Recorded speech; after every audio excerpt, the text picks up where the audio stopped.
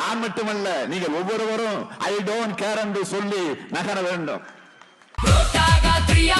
இது மக்கள் கேட்கும் கேள்வி அம்மா.